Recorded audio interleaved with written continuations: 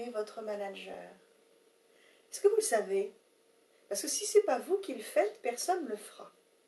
Alors, dans quelles occasions vous allez devoir former votre manager ou les gens avec qui vous travaillez d'ailleurs?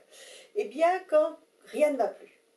Quand vous sentez que l'organisation ne suit pas, quand vous sentez que certaines personnes vous font des misères, vous ne facilitent pas la vie, vous compliquent la tâche, ne répondent pas à vos demandes, etc. Vous avez des tas de moments où vous dites « ça ne va pas ». Eh bien là, ça va être à vous de vous y coller pour que ça aille mieux, tout simplement. Alors, vous sentez que ça ne va pas. Vous subissez les conséquences de la chose. Alors arrêtez de ressentir, analysez. Ne vous plaignez pas, ça ne sert à rien, ça indispose tout le monde et puis ça ne fait pas avancer les choses. Non, non, analysez. Qu'est-ce qui se passe? Quelles sont les causes? Quels sont leurs effets? Quelles conséquences ça a pour vous? Ça peut être très simple. Il y a des gens qui ne répondent pas quand vous leur envoyez un mail. Ça, c'est un dysfonctionnement. Pourquoi ils ne vous répondent pas à vous? Pourquoi ils trouvent toujours autre chose à faire? Peut-être parce qu'ils n'ont pas conscience de vos besoins. C'est là, en cela, qu'il va falloir les former. J'ai besoin de ça pour que vous ayez tel bon résultat. Ensuite, des fois, les gens ne remplissent pas, ne renseignent pas leurs agendas. Ça rend dingue. Les agendas partagés, c'est fait pour que ce soit rempli. S'il y en a un qui ne joue pas le jeu, n'importe, quelle que soit la personne concernée, quand vous voulez organiser une réunion, vous ne pouvez pas parce qu'il vous manque des éléments. Comment sensibiliser les gens à la nécessité de remplir ces agendas? C'est en cela que vous allez les former, les informer et insister. À vous de faire, il n'y a que vous qui puissiez rectifier ces choses-là. Alors on va voir comment. Alors, maintenant que vous avez analysé le ou les dysfonctionnements qui vous compliquent la vie, vous allez chercher des solutions.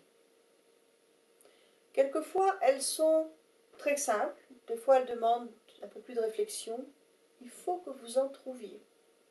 Une fois que vous avez la solution à votre problème, il va falloir aller la présenter à la hiérarchie parce que sans la hiérarchie, vous n'aurez pas le pouvoir nécessaire pour faire les choses.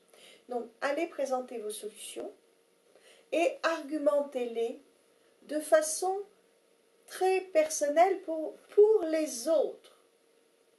Pas parce que ça va vous simplifier la vie à vous, ça n'intéresse personne, il faut être clair.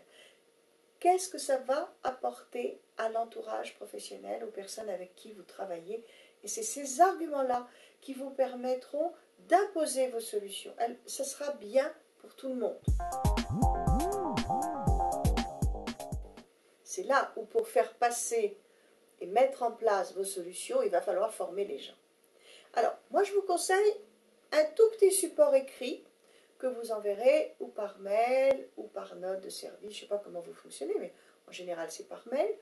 Et puis, n'hésitez pas à prendre rendez-vous avec les personnes en face à face, en disant voilà ce qui se passe, voilà ce dont j'ai besoin pour travailler, et voilà pourquoi ce sera bien pour vous.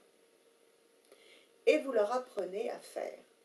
Alors, s'il faut faire une petite formation sur un agenda partagé, eh bien, faites une petite formation sur un agenda partagé. Comment faire bien, comment faire mieux, comment gagner du temps, comment mettre des alertes. Bref, mettez votre casquette de formatrice. C'est bon pour votre image, vous apparaissez comme une professionnelle de la profession et vous allez simplifier la vie des gens. Et ça, les gens adorent quand vous leur simplifiez la vie. Ils ne rêvent que de ça, que leur vie soit plus simple. Donc c'est l'argument massu, c'est ça va être mieux, ça va être plus simple. Et faites-vous accompagner de la hiérarchie. N'hésitez pas à demander à votre N plus 1, plus 2 ou plus 50 de faire la promotion de ces solutions. Ça aide bien quand même.